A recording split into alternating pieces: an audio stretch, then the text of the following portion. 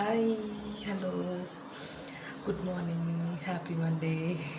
Monday யாருக்கும் ஹாப்பியாக இருக்காது, எனக்கு தெரியும். ஓகே, இன்றைக்கி நம்ம காலையிலேயே தூங்கி எழுந்திரிச்சு இன்றைக்கி ஒரு வேலை இருக்குது.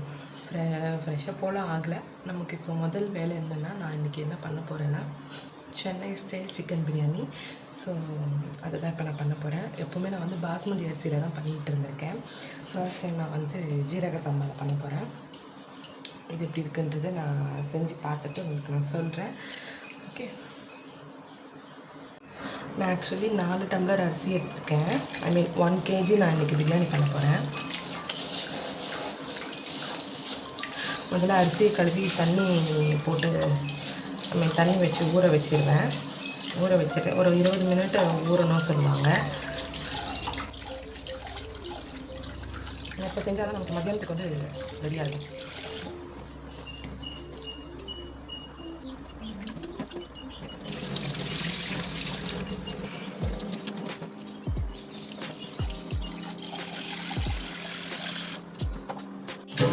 வீட்டில் பிரியாணி செய்கிறதுக்கான டபரா செட் இருக்குது. இதில் வந்து 2 கிலோ வரைக்கும் பண்ணலாம்.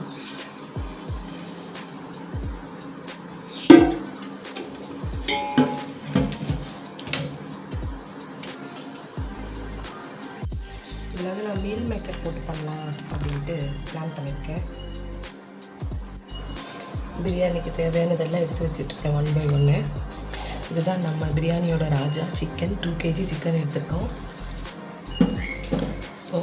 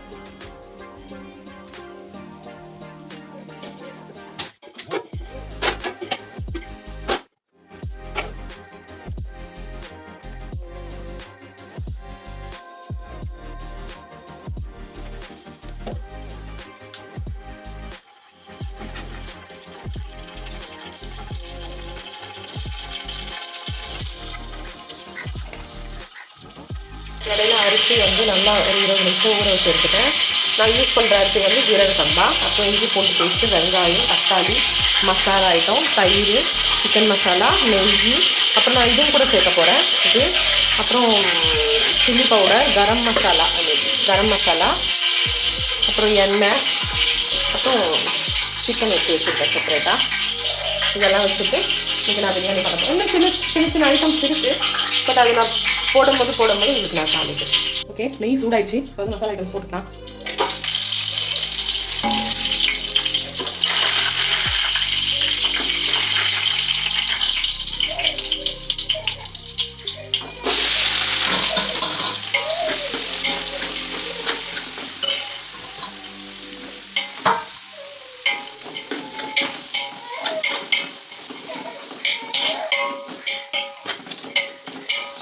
நல்லா வாசமாக இருக்குது.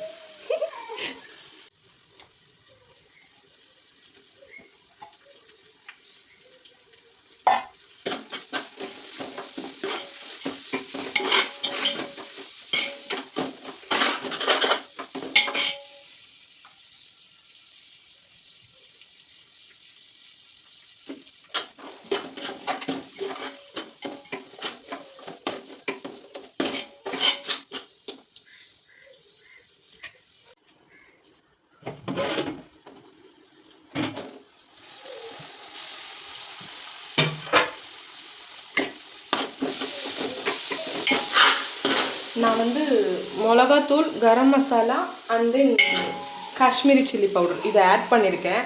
இதை நான் ஆட் பண்ணுறதுக்கு வீடியோ எடுக்க மறந்துட்டேன், சாரி. அதனால் இதில் நான் இப்போ மென்ஷன் பண்ணி சொல்லிடுறேன்.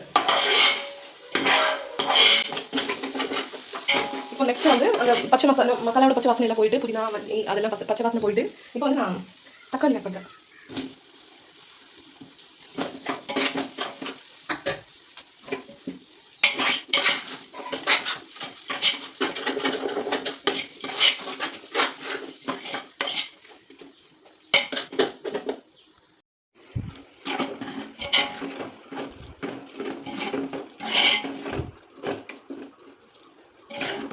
അപ്പം ഞാൻ തൈരും ജിഞ്ചർ ഗാർലിക്കും ചേർത്തിട്ടുണ്ട്.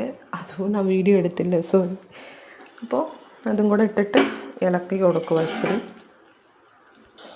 இப்போ அந்த மசாலா எல்லாம் சேர்த்து வதக்கிட்டு, இஞ்சி பூண்டு பேஸ்ட் எல்லாம் வதக்கினதுக்கப்புறம் நல்லா அந்த பச்சை மணம் போனதுக்கப்புறம் அந்த ஊற வச்ச சோயா சங்க்ஸும் சிக்கனையும் போட்டுடுறேன். 1.5 கிலோ சிக்கன் தான் நான் போட்டிருக்கேன். ஏன்னா அதுக்கு சிக்கன் ரொம்ப ஜாஸ்தி ஆகிடும். போட்டுட்டு சிக்கன் வேகிறதுக்காக 3 டம்ளர் அரிசி. இப்போது 1 கப் ரைஸுக்கு 1.5 கப்பு வாட்ரு. அப்போது நான் 4 கப்பு ரைஸுக்கு 6 கிளாஸ் வாட்டர் நம்ம ஊற்றணும். அதில் இப்போ நான் 3 கிளாஸ் வாட்டர் இப்போ நான் ஊற்றிடுறேன். பாக்கி ரைஸ் போடும்போது பாக்கி 3 கிளாஸ் வந்து நம்ம ஊற்றலாம். இப்போ வந்து சிக்கன் வேகிறதுக்காக நான் 3 கிளாஸ் ஊற்றிருக்கேன். நீங்கள் நல்லா நோட் பண்ணிக்கணும். 1.5 கப்பு வாட்டருக்கு 1 கப்பு ரைஸ், அந்த ஒரு கணக்கில் நம்ம போட்டுக்கணும். அப்போது 4 கப்பு ரைஸ் ஆனால் 6 கிளாஸ் தண்ணி போடணும். எந்த பாத்திரத்தில் நம்மளை அளக்கிறோமோ அந்த பாத்திரத்தில் தான் தண்ணி கலக்கணும். ஃபைனலாக நான் ரைஸ் போட்டுட்டேன். ரைஸ் போட்டுட்டு பாக்கி 3 கப்பு தண்ணியும் நான் ஊற்றிட்டேன். ஸோ பாக்கி 3 கப்பு தண்ணியை ஊற்றுனதுக்கப்புறம் இப்போ வந்து அரிசி வேகிறதுக்காக நான் தம்மில் விட போகிறேன். இப்போ வந்து சிக்கன் வந்து அரை பாகம் வெந்ததுக்கப்புறம் நான் பாஸ்மதி அரிசி போட்டிருக்கேன். இதுவே பாஸ்மதி அரிசினா 3/4 பாகம் வெந்துட்டு போட்டால் போதும். இது ஜீரக சம்பான்றதுனால இதோட வேகிற டைம் எப்படின்னு தெரியாது. அதனால் நான் அரை பாகம் இருக்கும் போதே நான் ரைஸ் போட்டுட்டு கொஞ்ச நேரம் ஃபுல்லில் வச்சுட்டு கொஞ்ச நேரம் சிம்மில் அப்படி வச்சுட்டு இப்போ நான் கம்ப்ளீட் சிம்மில் ஆக்கிட்டு தம்மில் விட போகிறேன். தம்மில் விட்டுருக்கேன். இப்போ ஒரு 20 மினிட்ஸ் ஆகிடுச்சி. தம்மிலேருந்து எடுத்து பார்க்குறேன். சிக்கன்லாம் வெந்திருக்கும்னு நினைக்கிறேன். நான் ஓகே வெந்திருக்குன்னு நினைக்கிறேன். நான் இப்போ டேஸ்ட் பண்ணி பார்த்துடுறேன். வெந்துருச்சேன்னா ஓகே, இல்லைனா இன்னும் ஒரு 5 மினிட்ஸ் கூட கழித்து பார்க்கலாம். வெந்துருச்சு. Okay, super. ஓகே, நல்லா வந்திருக்கு. சூப்பர், நல்லாயிருக்கு. இப்போ நான் க்ளோஸ்அப்பில் காமிக்கிறேன். அப்படியே ரைஸ் கரெக்டாக வந்திருக்கு. நான் இந்தளவுக்கு பர்ஃபெக்டாக வரும்னு நான் நினைக்கல. கரெக்டாக வெந்திருக்கு. அந்த சிக்கனும் நல்லா வெந்திருக்கு. நான் ஏன்னா அரை பாகம் இருக்கும் போதே நான் வந்து ரைஸ் போட்டிருந்தேன். சில சமயம் ஓவர் குக் ஆகிடுச்சின்னா சிக்கன் வந்து கல் மாதிரி ஆகிடும். அந்த மாதிரி ஆகிடக்கூடாதுன்னு நான் ரொம்ப கான்ஷியஸாக இருந்தேன். ஓகே, இந்த வாட்டி கரெக்டாக வந்துருச்சு. ஒரு சிக்கன் பிரியாணி கரெக்டு பார்த்தோன்னு வச்சா அது சாப்பாடு இங்கே எடுக்கும் போதே நல்லா உதிரியாக அப்படி கொட்டணும் அந்த அரிசி, அந்த சாப்பாடு. அதே மாதிரி பர்ஃபெக்டாக உதிரியாக இங்கே பாருங்கள், நான் இப்போ எடுத்து கொட்டி காமிக்கிறேன். அப்படியே பர்ஃபெக்டாக உதிரியாக வந்திருக்கும். பாருங்க, ஒன்றோட ஒன்று ரைஸ் ஒட்டாமல் கரெக்டாக உபரியாக கரெக்டாக வந்திருக்கு பாருங்கள். நான் இந்த அளவுக்கு பர்ஃபெக்டாக வரும்னு நான் நினைக்கல. சூப்பராக இருந்துச்சு. எல்லாருமே சொல்லுவாங்க சிக்கன் போட்டால் சோயா சங்க்ஸ் போட மாட்டாங்க நீங்கள் என்னென்னு. ஆனால் இது போட்டு சாப்பிட்டு பாருங்கள், செம்ம டேஸ்ட்டாக இருக்குது. சிக்கனும் கூட நல்லா வெந்திருக்கு பாருங்கள். அடிப்பொலி டேஸ்ட்டாக இருந்துச்சு. ஸோ எனக்கு இது சாப்பிடும்போது நான் கல்யாண வீட்டு பிரியாணி மாதிரி தான் இருந்துச்சு. நான் பாருங்க பரிமாறேன், எவ்வளோ சூப்பராக இருக்குது பாருங்கள். பார்க்கும் போதே டெம்ட் ஆகுது. அப்போ நான் சாப்பிட்டேன், நல்ல டேஸ்ட் இருந்தது. எல்லோரும் சாப்பிட்டவங்க எல்லாருமே திருப்பி கேட்டு வாங்கி சாப்பிட்டாங்க. அவ்வளோ சூப்பராக இருந்துச்சு. இந்த மாதிரி நீங்களும் செஞ்சு சாப்பிடுங்க. இதே மெத்தட்லேயே செஞ்சு சாப்பிட்டு பாருங்கள். அப்போ தான் கல்யாண வீட்டு பிரியாணி மாதிரி வந்திருக்கும். ஸோ நம்ம சேனலை சப்ஸ்கிரைப் பண்ணாதவங்க சப்ஸ்கிரைப் பண்ணுங்கள். ரொம்ப நாள் கழித்து நான் வீடியோ போட ஸ்டார்ட் பண்ணியிருக்கேன். இனிமேல் vlog ரெகுலராக வரும். தேங்க்யூ.